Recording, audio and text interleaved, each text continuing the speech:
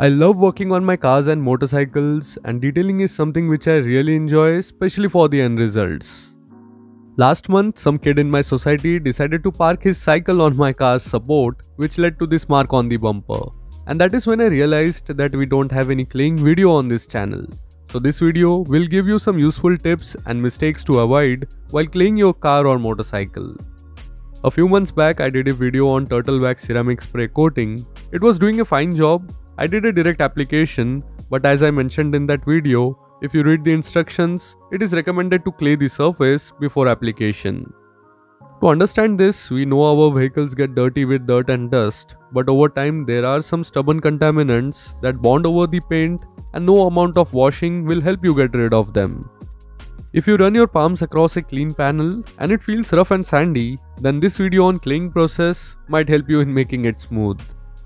A clay bar can do magic with its cleaning power.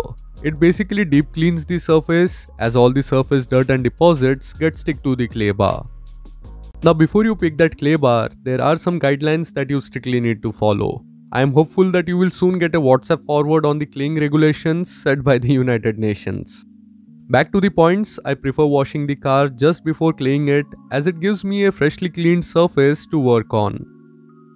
If you have an old vehicle and this is the first time you are claying it, then you can spray some isopropyl alcohol and clean the surface. IPA does a good job in degreasing and dissolving some tar and bonded deposits from the surface.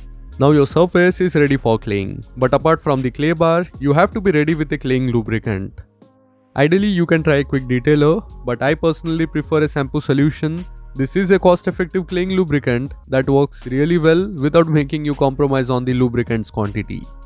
Coming to the clay bar, this is a cheap one from Amazon. I will leave the link in the description as it does a decent job for its price. But I have used some amazing clay bars in the past. I really like the one from Meguiar's.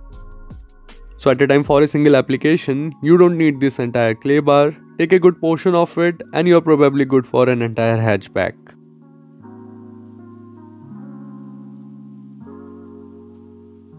You can then shape the clay in a flat and easy to hold shape.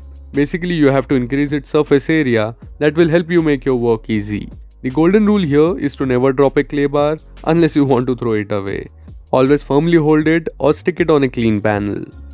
To begin with, you have to spray the clay lube or the soap solution on the working panel and then gently rub the clay disc on the panel. It should be gentle to and fro sliding motion with no pressure on the surface. Please be generous with the lubricant or you might just scratch the surface with the contaminants picked up by the clay bar. Initially you might need some practice, but always keep in mind that you should not apply pressure and avoid circular buffing motions while claying. You have to work panel by panel, and if you are doing this on a heavily contaminated surface, then you can consider repeating the panel for deep cleaning. Once you start finding contaminants on the clay disc, you can fold it and mash the clay to regain a fresh new surface to work with.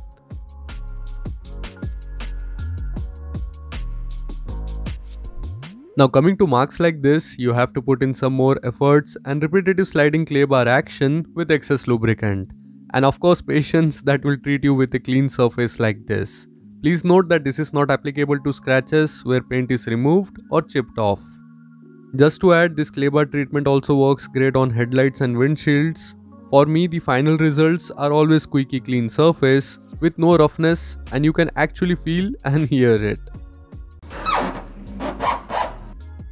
If you think we are done here, then I'm afraid to say that it's not recommended to leave your paint like this. A clay treatment should always be followed by a wax application, either in cream or liquid form, or you can go with something like the turtle wax ceramic spray coating. It is a kind of advanced wax treatment with actual SiO2 ceramic formulation, which gives this amazing water beading protection. The long-term review with the pros and cons are on its way, so keep a check on the channel, and I hope you guys will encourage content like this. So that's it for this video, and I hope you guys have liked it.